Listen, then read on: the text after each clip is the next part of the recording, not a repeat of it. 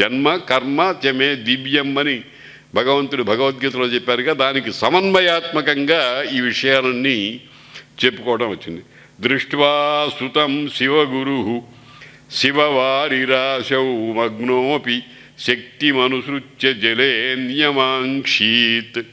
కొడుకు పుట్టాడు అనేటప్పటికి లేక పుట్టాడు కదా, ఎంతో కాలం అయింది. వివాహం అయిన తర్వాత దాదాపు 20-30 సంవత్సరాలు గడిచినట్టుగా అనిపిస్తోంది. అప్పుడు పుట్టినటువంటి కొడుకు మీద మామూలుగానే వెంటనే పెళ్ళైన తర్వాత 1 సంవత్సరానికో ఎంతకో పుడితేనే ఆనందం కలుగుతుంది. అయ్యో లేడే లేడే లేడే అని పుత్రుడి కోసం పరితపించి అయిన తర్వాత ఒక అద్భుతమైనటువంటి శిశువు పుట్టేటప్పటికీ ఆ ఆనందం ఎట్లా ఉంటుంది. అందుకని చమత్కారంగా కవి ఏం చెప్తున్నాడంటే, ఆయన పుత్రుడు పుట్టాడు అనేటువంటి మాట విని ఆనంద సాగరంలో మునిగినవాడు అయినప్పటికీ శాస్త్ర ప్రకారంగా పూర్ణానదిలో వెళ్ళి స్నానం చేసి వచ్చాట. అంటే మామూలుగా సూతకం అంటారు కదా, అంటే మనం మామూలుగా మైల అంటూ ఉంటాం. ఆ రకమైనటువంటి స్నానం చేసి వచ్చాడు. దృష్ట్వా సుతం శివగురు శివవారిరాశౌ. శివ అంటే సుఖం, ఆనందం అనేటువంటి సముద్రంలో మగ్నః అపి మునిగినవాడైనా శక్తిమనుసృత్య, శక్తిని జాగ్రత్తగా అనుసరించి జలే నియమాంక్షీత్, నీటిలో స్నానం చేయించాడు.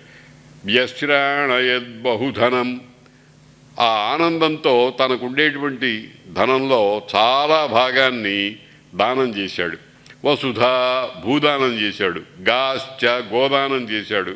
జన్మోక్త కర్మ విధయే ద్విజపుంగవేభ్య, మామూలుగా 10 దానాలు, అనేకమైనటువంటి దానాలు అవి చేస్తూ ఉండడం అనేటువంటిది లోకంలో ఉంది. శాస్త్రం చెప్తోంది అట్లాగా. దానం చేయటంలో ఒక ప్రత్యేకత ఉంది, ఒక విశిష్టత ఉంది. ఎందుకు దానం చేయాలి, దానం అనేటువంటి దాన్ని గురించి మనం భావించవలసినటువంటి విషయాలు ఉన్నాయి. చాలామంది ఏమంటారంటే, ఈ వేపనాళ్ళు తమ పొట్ట నింపుకోవడానికి ఆ దానం చేయాలి ఈ దానం చేయాలని పుస్తకాల్లో రాశారండి అని వేళాకోవడము, ఒక అసహ్య భావనతో మాట్లాడేటువంటి ఒక రకమైనటువంటి మనుష్యవర్గం తయారైంది ఇప్పుడు. కానీ అది కాదు. బలిచక్రవర్తి మహాదాత. ఆ దాతృత్వం అనేటువంటి మహాగుణాన్ని చూచి ఎక్కడ నొక్కాలో అక్కడ నొక్కాడు పరమాత్మ. ఏం చేశాడు, నాకు 3 అడుగుల నేల ఇవ్వు అన్నాడు. 3 అడుగుల నేల ఇస్తే కొంప మునిగిపోతుందయ్యా అని సమాధానం శుక్రాచార్యుల వారు గురువు గారు చెప్పారు. కానీ ఏమైనా సరే నేను ఇస్తానన్నాడు, ఇచ్చాడు. ఆ 3 అడుగులతో మొత్తం విశ్వాన్నంతా ఆక్రమించేసి 2 అడుగులతోనే ఇంకొక 3వ అడుగుకి చోటు చూపించు అన్నాడు. నా నెత్తి మీద పెట్టన్నాడు, తొక్కిపారేశాడు. ఎక్కడో అతరము అనేటువంటి ఒకానొక క్రింది లోకంలో అతన్ని పెట్టి చేశారు.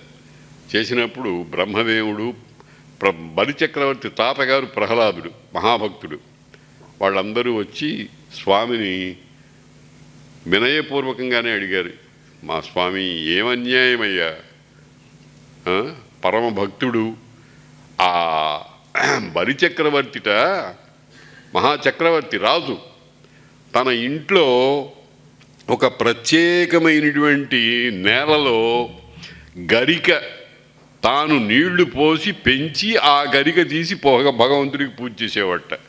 రాజుగారు తీసుకురారా అంటే ఎవడైనా తీసుకొస్తాడు, కానీ తానే ఆ గరికను మొలిచేట్టుగా చేసి అది పెట్టుకొచ్చి పూజ చేసేవాడట. అంత భక్తుడు. ఇంత భక్తుడిని నువ్వు ఒక్క దెబ్బకు తోసిపారేశావే, అతరంలోకానికి పంపించేశావే, ఇది అన్యాయం కదా అని అంటే భగవంతుడు చాలా చిత్రమైన సమాధానం చెప్పాడు. ఒరే నాయనా, ఇందులో ఉండేటువంటి కీలకమైన రహస్యం మీకు తెలియదు. ఏమిటంటే,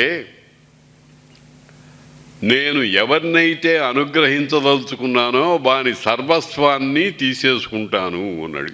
ఇది ఈ అనుగ్రహం ఏమిటి అంటే అర్థం ఏమిటి? జీవుడికి బంధం ఏమిటంటే వస్తు సంచయం. ఒక ఇల్లు ఏర్పాటు చేసుకోవడం, ఒక పొలం ఏర్పాటు చేసుకోవడం, ఒక సంసారం పెట్టుకోవడం, పిల్లల్ని కంటూ ఉండడం, ఇవన్నీ ఏమవుతోందండి? బంధం కదా. భారతంలో ఒక అద్భుతమైనటువంటి మాట చెప్పారు. ద్వ్యక్షరం బంధ ఇత్యాహు, త్రియక్షరం బ్రహ్మ శాశ్వతం. 2 అక్షరంబులు బంధంబు, 3 అక్షరంబులు మోక్షంబు అన్నారు. 2 అక్షరంబులు బంధంబు, 3 అక్షరంబులు మోక్షంబు. 2 అక్షరాలే. ఏమిటా 2 అక్షరాలు? మామా అనుకోవటం, నాది అనుకోవటమే బంధం. నాది అనుకునేటప్పటికీ అన్ని రకాలైన కష్టాలు వస్తాయి. ఏదో ₹1,00,000 లాటరీలో వస్తుంది అని అనుకున్నాం అనుకోండి, టికెట్ రూపాయి పెట్టి టికెట్ కొంటాము, ₹1,00,000 వచ్చింది.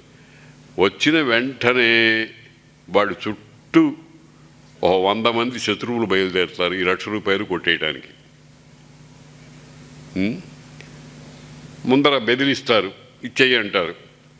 ఇవ్వనంటావా, చంపేస్తారు, ప్రాణం తీస్తారు. కాబట్టి ఒక వస్తువునందు నీవు మమకారం పెంచుకున్న కొద్దీ నీకు బంధం పెరిగిపోతోంది. ఆ మమకారాన్ని ఇంకొక అక్షరం కలుపు, నా మమ, నాది కాదు అన్నామనుకో, హాయ్ సుఖం. దాన్నే త్రియక్షరం అన్నారు. మమేతి ద్వ్యక్షరం బంధ నా మమేతి చ శాశ్వతం. భారతంలో చెప్పారు. సర్వ ఉపనిషత్తుల సారభూతమైనటువంటి శ్లోకం అది.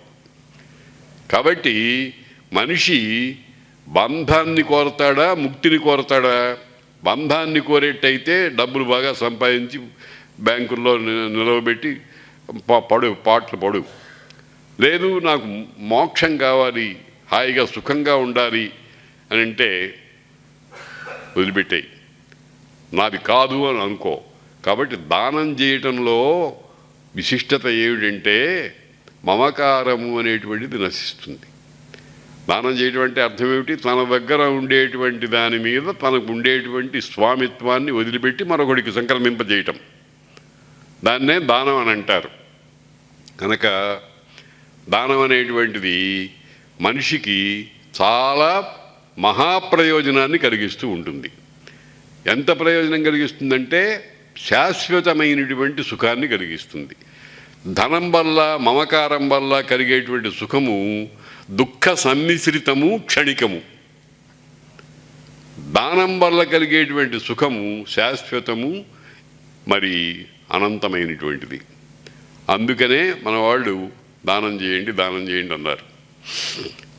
కాబట్టి ఈ శివగురువుల వారు సంతానం కలిగినప్పుడు అనేకమైనటువంటి దానాలు చేశారట. యశ్రాణయత్ బహుధనం, చాలా ధనాన్ని, వసుధాశ్చ పొలాలు, భూదానం, తర్వాత గాశ్చ గోవులను దానం చేశాడు.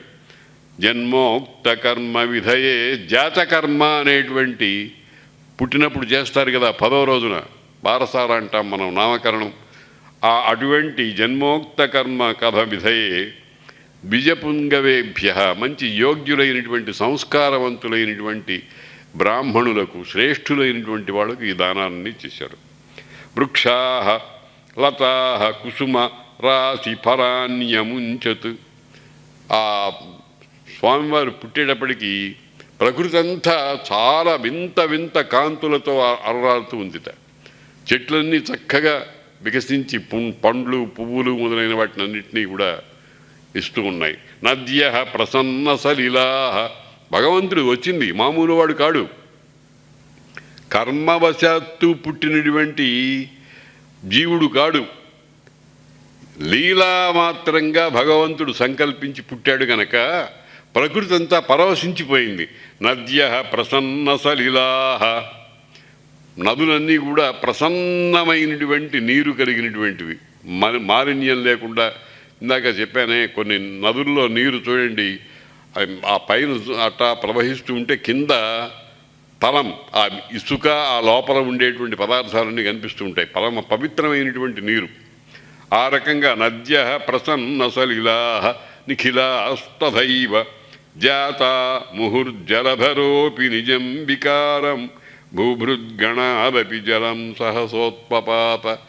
ఎక్కడి నుంచి వచ్చినాయో మేఘాలు గబగబా చక్కటి వర్షం కురిపించినాయి. అంటే భగవంతుడు తనతో పాటు తన వారికి, అంటే తన భక్తులైన వాళ్లకు కాని వాళ్లకు కూడా సుఖ సంతోషాన్ని కలిగించాలి అనేటువంటి దృష్టితో ప్రకృతిని అంతటినీ కూడా అందరికీ పనికొచ్చేట్టుగా ఏర్పాటు చేస్తూ ఉంటాడు.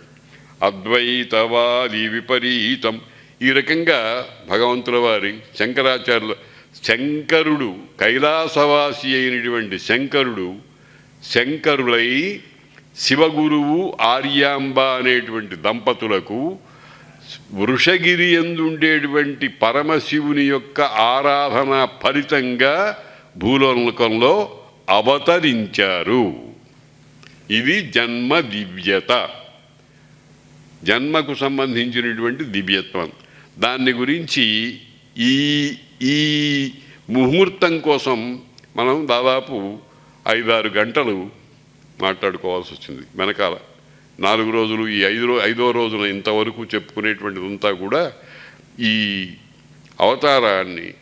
అవతారంలో ఉండేటువంటి గొప్పతనాన్ని, విశిష్టతను, మహిమను, మాహాత్మ్యము అంటారే, దానిని మనం తెలుసుకోవటానికి వెనకాల ఇంతసేపు వ్యవసాయం, మాటలతో వ్యవసాయం చేసుకోవాల్సి వచ్చింది. మీలో ఎవరికైనా ఏమిటి ఊరికే ఈయనేదో సాగదీస్తున్నాడు విషయాన్ని అని అనుకుంటారేమో. అట్లా దయచేసి అనుకోవద్దు. నేను చెప్పినటువంటి ఈ మాటల అన్నిటి వెనకాల ఒక విశిష్టమైనటువంటి ప్రయోజనం ఉంది, భగవద్ ఆరాధన ఉంది, వాగ్రూపమైనటువంటి ఆరాధన ఉంది. మీరు దానిని గమనించి మీరు కూడా ఆ పని చేయండి అని చెప్పడం కోసం ఈ మాటలు చెప్తున్నాను. ఇవాటికి స్వస్తి.